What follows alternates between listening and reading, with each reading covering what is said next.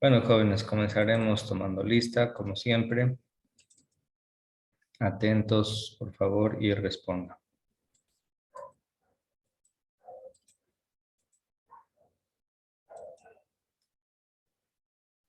Listo. Gabriel Alvarado.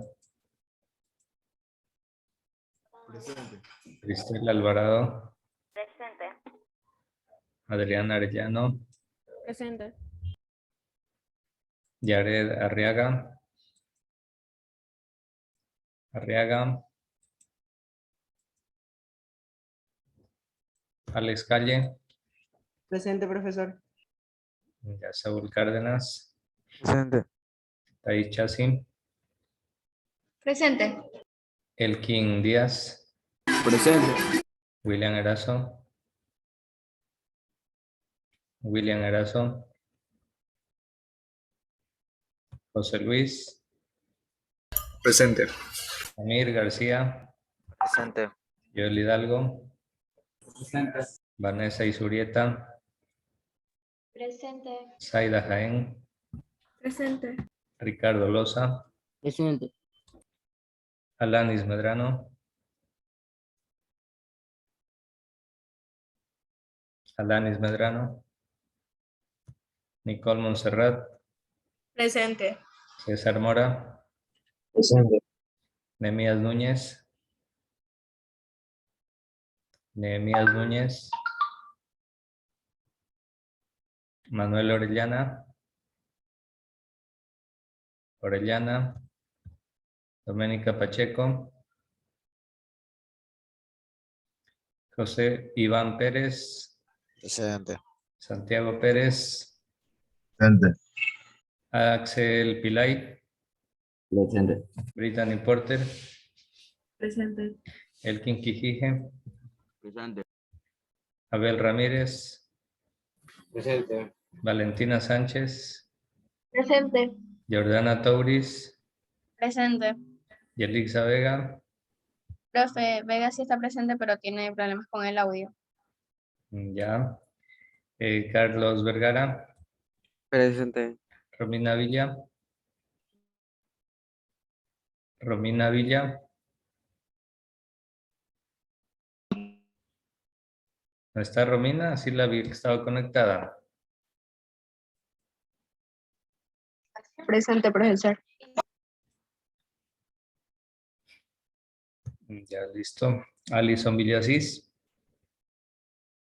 Presente. David Yagual. Presente. Zuleika Zambrano. Zuleika Zambrano. No está Zambrano, ¿no? Bueno, listo. Están con falta Arriaga. Era superante presente. ¿Quién? Era superante. Ya, está con falta Arriaga, Medrano, Núñez, Orellana, Pacheco y perdón, no, Villa sí está presente. Y Zambrano. Ya, si hay algún error me avisa. Ok, jóvenes, estamos acercándonos ya al final del año lectivo. La próxima semana es la cuarta semana, luego ya vienen pruebas de entrenamiento y todo eso. Jóvenes, les animo a dar lo mejor de ustedes en este último parcial. Algunos de ustedes sí pueden todavía salvar la materia y no quedarse a supletorio. Me refiero a los que están bajos. Todavía tienen ciertas posibilidades si en el primer trimestre tuvieron buenas notas. Haga su mejor esfuerzo y probablemente no se quede a supletorio. Y si se queda a supletorio, igual tiene que hacer lo mejor que esté en sus manos para aprobar los supletorios. Si es que alguno de ustedes se llega a quedar.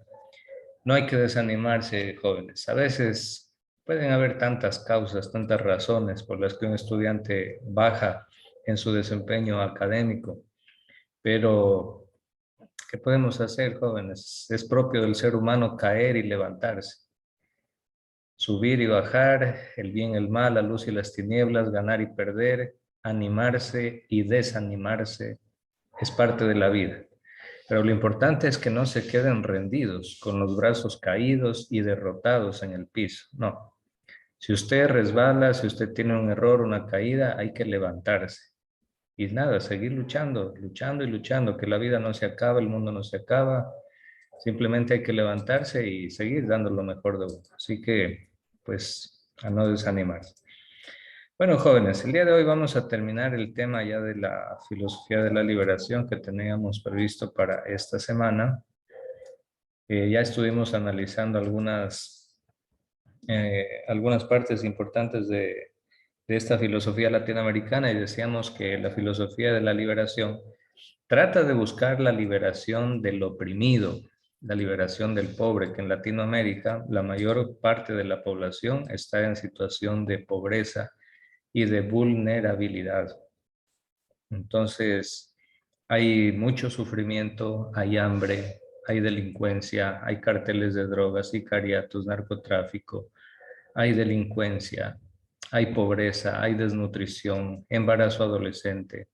Todas esas realidades que son heridas abiertas de América Latina causan dolor, causan opresión y no nos dejan como latinoamericanos, me refiero como continente, no nos deja convertirnos en un continente desarrollado, no nos deja convertirnos en un continente de alta calidad de vida, no nos deja. Más bien nuestro continente se caracteriza por ser el más violento del mundo. Bueno, no sé si sea el más violento, pero el más desigual sí, es el más desigual. Pero lo que sí es cierto es que en nuestro continente están los países más violentos del mundo. Tenemos un México lleno de carteles de droga, tenemos un Colombia lleno de guerrillas y de las FARC. Y tristemente, hoy lo tenemos al Ecuador, invadido por sicarios, por delincuentes, asaltantes, carteles de droga internacionales. No solo los carteles mexicanos manejan el tráfico y producción de droga en el Ecuador. Lamentablemente aquí está metido, especialmente en los puertos ecuatorianos, está metida la mafia calabresa de Calabria, Italia, que es la organización criminal más grande del mundo. Sin el permiso de esa mafia no entra ni un gramo de cocaína en Europa. Para que ustedes se den cuenta el poder que tiene esa mafia. Y esa mafia está metida también en el Ecuador. No solamente es el cartel de Sinaloa y el cartel de Jalisco. Y por si fuera poco, hemos tenido estos dos últimos presidentes que parece que su hobby es destruir todo tipo de institucionalidad del Estado, considerando que solo lo privado, que solo la empresa privada es importante y que al Estado hay que desmantelarlo y destruirlo y debilitarlo. Esa ha sido la filosofía de gobierno de estos dos últimos presidentes, Moreno, Lasso. Lasso tiene una oportunidad. Lasso podría revertir muchas cosas, pero no creo que se vaya a ir en contra de sus propios intereses, de los intereses de su banco y de los banqueros amigos. No creo. Con todo hay que ver qué pasa. A ver, ¿quién ingresó tarde? Zambrano y qué más. Zambrano y...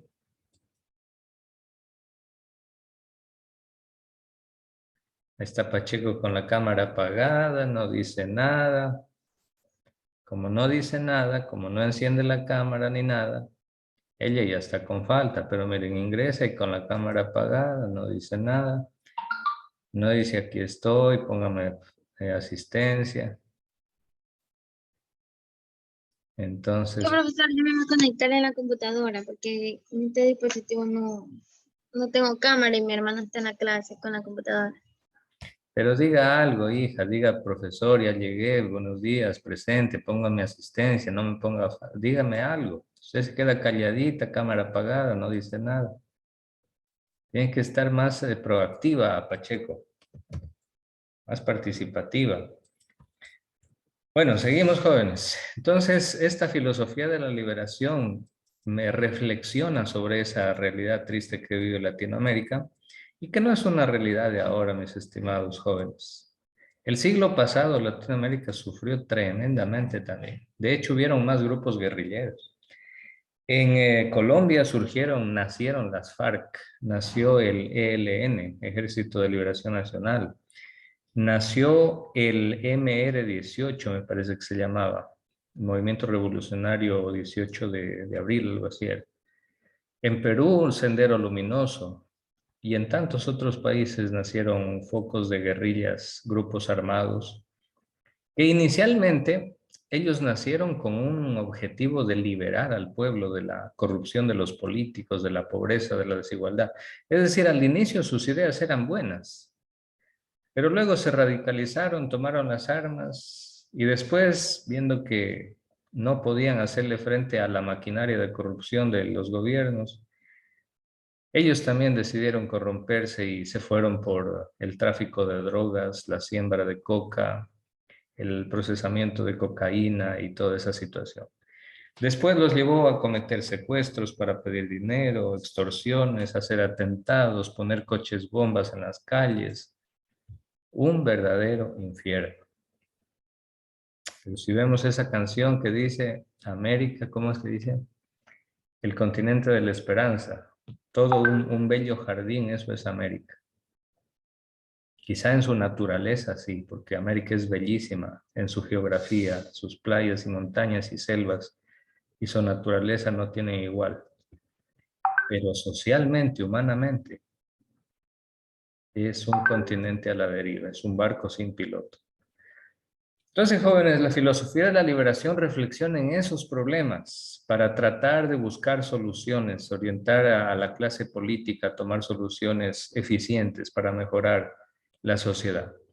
Vamos a ir leyendo esta descripción de la filosofía de la liberación y vamos a tratar de irlo comprendiendo. Ok, Paulina Porter, ayúdenos con la lectura, por favor. Filosofía de la liberación. La filosofía de la liberación o filosofía latinoamericana de la liberación es un movimiento filosófico surgido en Argentina a comienzos de la década de 1970. La misma fue formulada en el libro Hacia una filosofía de la liberación latinoamericana, publicado en 1973 y elaborado colectivamente por Osvaldo Adelmo Ardiles, Mario Casalla, Horacio Cerruti, Gilbert, Carlos Guyen, Enrique Dussel, Rodolfo Kusch, Arturo Andrés Roy, Juan Carlos Scanlon y Julio de Sam. Todos estos, perdón, niña Porter, todos estos autores vienen a ser los filósofos que están detrás de la filosofía de la liberación. Ellos son los pensadores latinoamericanos, especialmente argentinos. Si ustedes ven todos esos apellidos, son apellidos no españoles, son apellidos europeos, italianos, ingleses, alemanes. ¿Por qué razón? Porque Argentina especialmente ha recibido en su historia millones de migrantes europeos, especialmente durante la Primera y Segunda Guerra Mundial. Entonces, bueno, de ahí nacen esos filósofos y estos filósofos son los principales teóricos de la filosofía de la liberación. Continúe, por favor, Paulina. La corriente adopta una postura fuertemente crítica de la filosofía clásica, a la que califica de eurocéntrica y opresora. Ya, aquí hagamos una pausa, Paulina. Miren, la filosofía de la liberación critica a la filosofía europea occidental, la filosofía clásica. Porque es cierto, la filosofía europea tiene un punto de vista eurocentrista. Es decir, Europa se pone a sí mismo como el centro del mundo. Europa propone y marca los estándares, marca los cánones de belleza. ¿De dónde creen ustedes que salen los principales modelos, por ejemplo, que imponen la moda femenina o los modelos que imponen moda masculina en el mundo? Son especialmente modelos europeos. O sea, siempre el eurocentrismo ha estado presente detrás de todo lo que sucede en el mundo. Y esto se debe a que Europa durante mucho tiempo gobernó, dominó, conquistó, asesinando, matando, esclavizando a la mayor parte del planeta. Hubo el tiempo de los imperialismos en Europa, jóvenes, donde los países europeos llegaron a conquistar enormes cantidades de territorio en diferentes continentes del mundo. Piense usted nomás en el Imperio Español. ¿Qué cantidades de tierra tenía en América el rey de España? Desde México hasta Chile. Piense usted la cantidad de tierras que tenía el Imperio Portugués, el rey de Portugal, todo lo que hoy es Brasil, el gigante sudamericano. O sea, desde ese tiempo los europeos ya se consideraron y se sentían el centro del mundo. Entonces su filosofía, sus costumbres, su arte, su música, ellos la defienden como el centro de todo. Y su filosofía por eso tiene ese carácter eurocéntrica. Y ellos quieren todo organizarlo en el mundo, en la economía, en las guerras, en las armas y todo, organizarlo desde el punto de vista que Europa sea el centro y que las ganancias se las lleve siempre Europa. Ese es su punto de vista eurocéntrico. Eurocéntrico y egocéntrico también, de los europeos. Después de la Segunda Guerra Mundial, Europa decayó bastante en el sentido de imperialismo militar. ¿Por qué? Porque los mismos europeos, llevados de tanta ambición, se recontra que mataron y se hicieron pedazos en 2 guerras mundiales. Acuérdense, ¿dónde fue la Primera Guerra Mundial? ¿En qué continente? En Europa. Y la Segunda Guerra Mundial, como no aprendieron la lección, ahí mismo en Europa fue la Segunda Guerra Mundial. Ahí fue el epicentro. También hubieron guerras en otros lados del planeta asociadas a la Guerra Mundial, pero el epicentro era Europa. Entonces, desde ahí quedaron bastante devastados y disminuyó su imperialismo militar. Pero surgió Estados Unidos, el nuevo amo del imperialismo de guerras, el señor de la guerra, Estados Unidos. De hecho, por ejemplo, ¿qué han escuchado ustedes en las noticias, jóvenes, sobre una posible guerra entre Rusia y Ucrania? ¿Quién ha escuchado algo sobre eso? ¿No han escuchado algo sobre eso? A ver, Santiago, ¿qué has escuchado tú?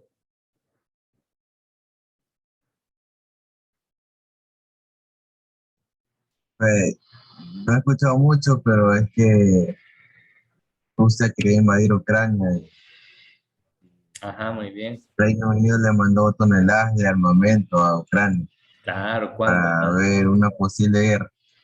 Ajá, correcto. Muy bien. Gracias, Santiago. Eso es lo que nos cuentan los medios de comunicación, que viven de rodillas a lo que ordene su amo y señor Estados Unidos.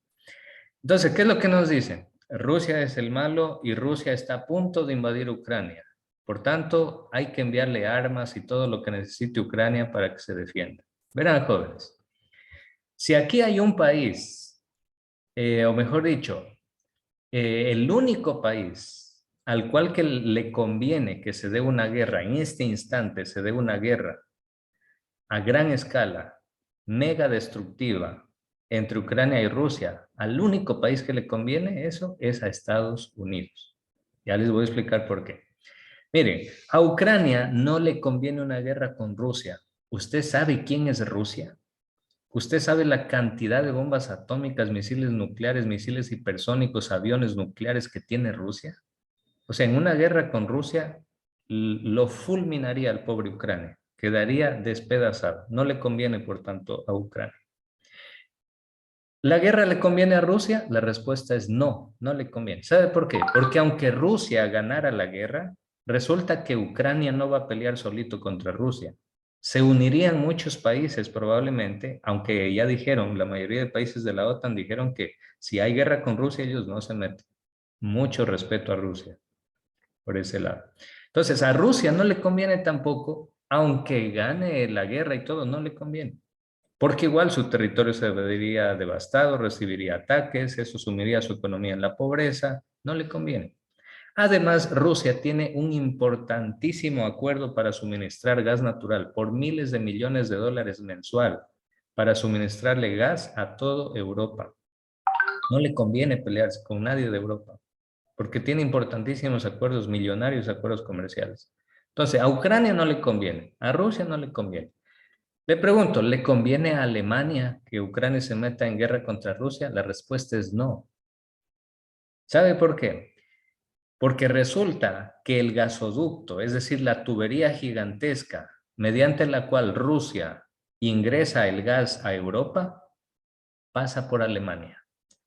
Y Alemania es el primer beneficiado del gas ruso, que se lo vende mucho más barato que si lo comprara a otro país como Estados Unidos.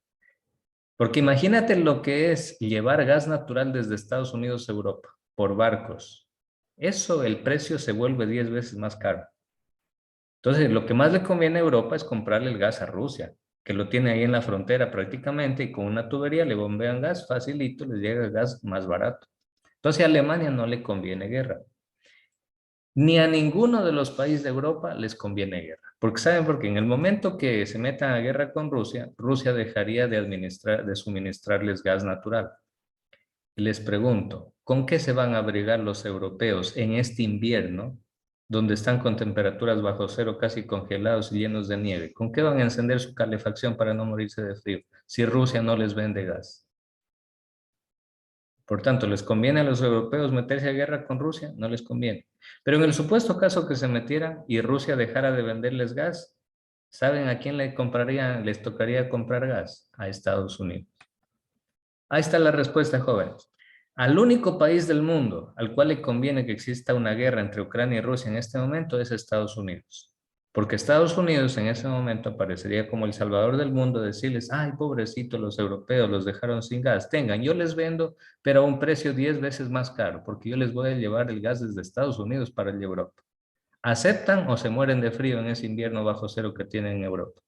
¿Qué van a decir los países europeos? Véndeme, porque no quiero morirme de frío. Véndeme nomás el gas. Véndeme petróleo. Véndeme armas, porque ahorita nos metimos a guerra con Rusia. Por tanto, conclusión. ¿Quién es el único país que saldría beneficiado de una guerra entre Ucrania y Rusia? Ese país es Estados Unidos. Ah, no, pero después de un año va a salir Hollywood y los va a poner a los soldados de Estados Unidos como los héroes, como los salvadores del mundo, como los sufridos, como las víctimas del conflicto, y ellos son los Superman y los superhéroes. Jóvenes, ¿se dan cuenta cómo trabaja la maquinaria de manipulación a través de medios de comunicación a favor del imperio dominante? Analicen eso, jóvenes. Entonces, por eso que Alemania desde hace rato dijo, si hay guerra con Rusia, olvídense, yo no le voy ni a vender armas a Ucrania, ni le voy a hacer la guerra a Rusia. Además, Alemania ya sabe lo que es meterse a guerra con Rusia. Recuerden que Rusia fue el que lo derrotó a Hitler en la Alemania nazi. Y la batalla más sangrienta de la historia de la humanidad se dio en Stalingrado, en Rusia, cuando los alemanes pretendieron invadir Rusia y los rusos se les pararon más firmes que un poste de luz y no los dejaron avanzar en Stalingrado. Ahí se derrotó al ejército alemán. Claro que Hollywood dice que no, que Estados Unidos fue el que lo derrotó a Hitler. Sí, pero eso dicen las películas de Hollywood. La historia es otra cosa. Entonces, jóvenes, así se maneja.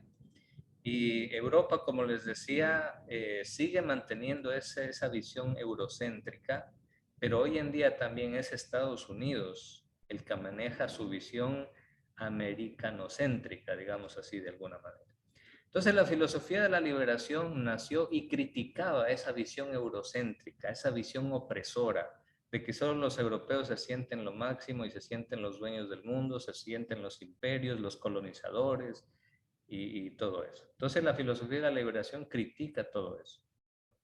Dice, y propone un pensar desde la situación de los oprimidos, de los pobres y de la periferia de Latinoamérica.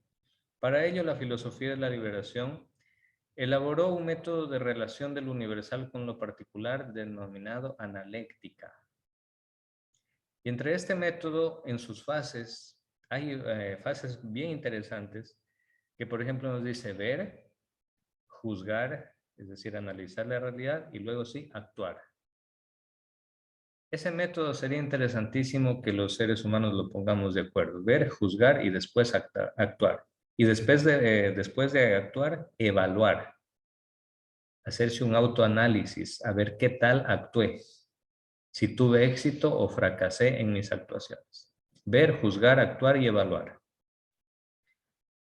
Muy bien, seguimos, jóvenes. A ver, vamos a pedirle a Valentina Sánchez, por favor, continúe leyendo.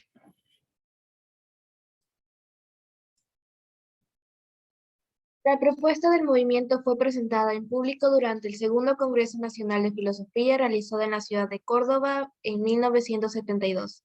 En 1973 aparece su manifiesto fundacional como escuela de pensamiento. Los dos aspectos que caracterizan a la filosofía de la liberación son la mediación de las ciencias humanas, el método analéctico. La función mediadora de las ciencias humanas que tiene la filosofía de la liberación pone el acento en la necesidad de realizar operaciones de discernimiento y análisis crítico que permitan situar los conocimientos histórica y geoculturalmente. Ya, El aquí método hagamos una pausa, perdón, Valentina, para explicar aquí una parte.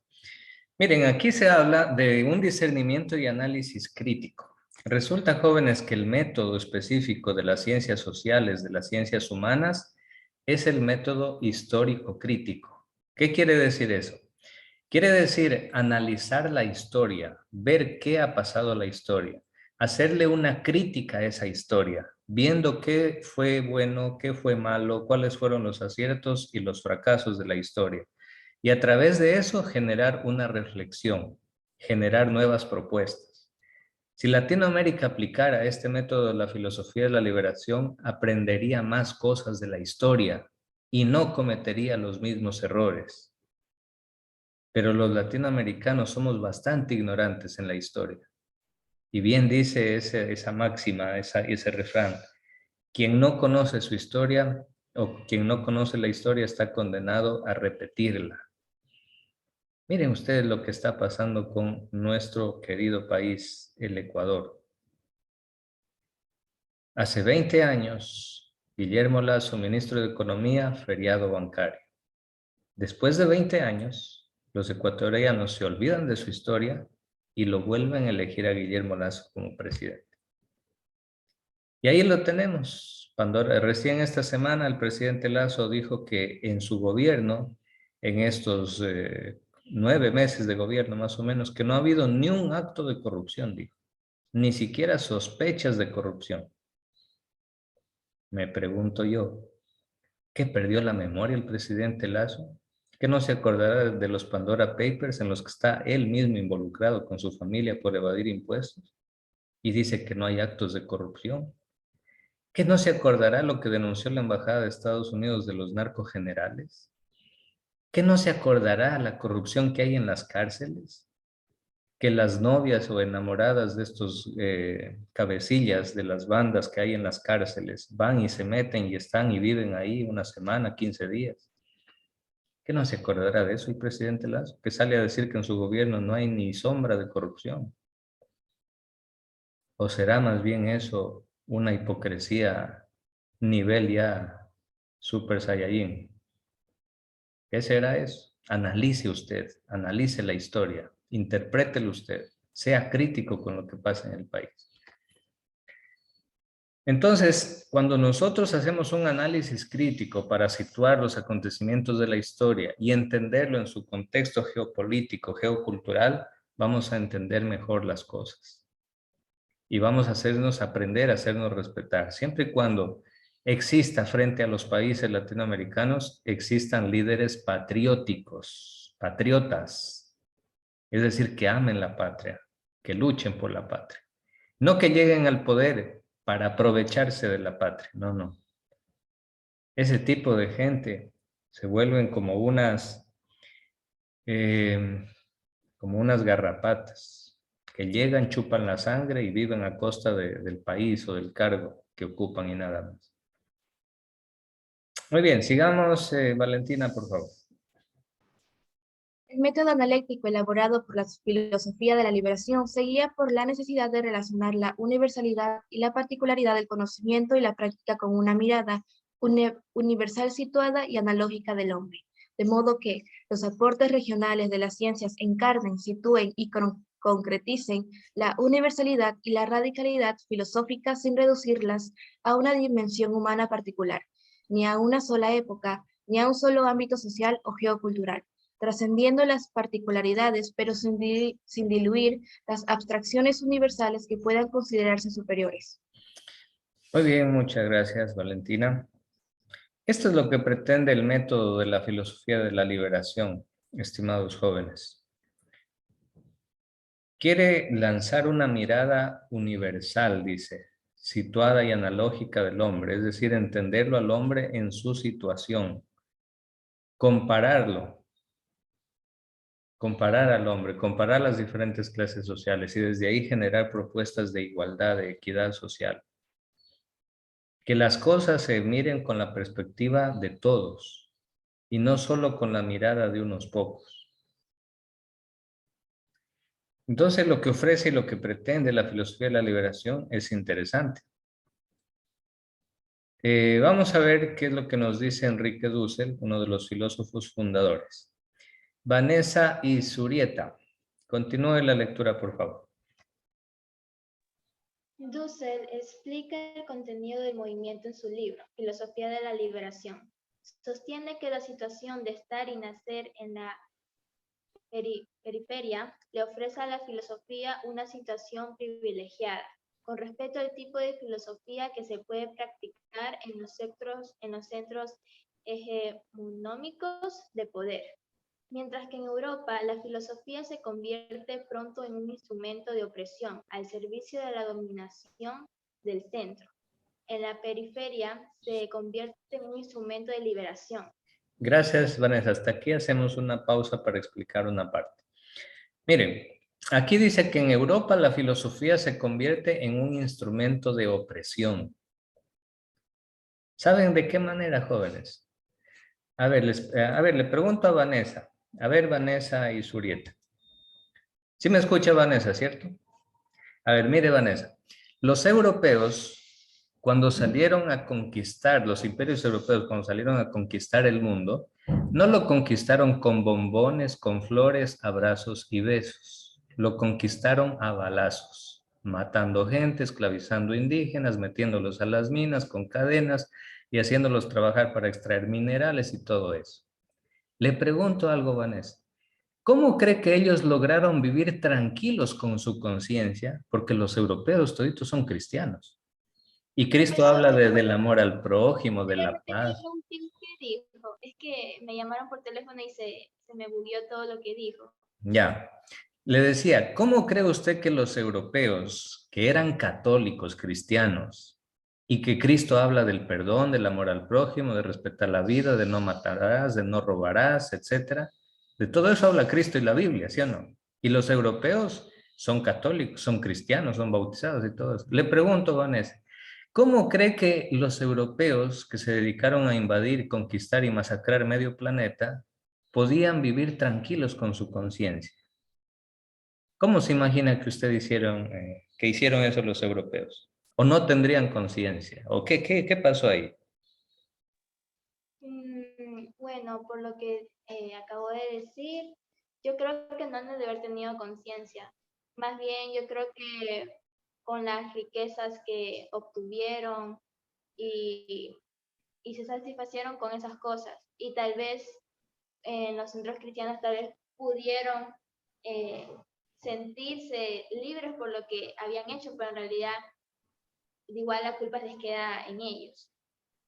Ya, gracias Vanessa por su aportación y su opinión. Les voy a decir, jóvenes, los europeos para calmar su conciencia, ellos utilizaron a la filosofía como un instrumento para tranquilizar su conciencia y para seguir oprimiendo y esclavizando a todo el mundo.